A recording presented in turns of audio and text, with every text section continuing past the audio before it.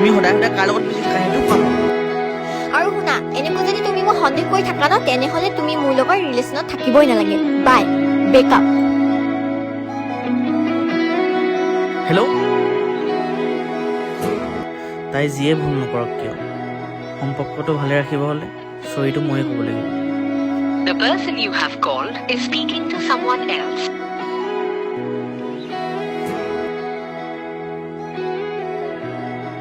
The person you have called is speaking to someone else. The person you have called is speaking to someone else.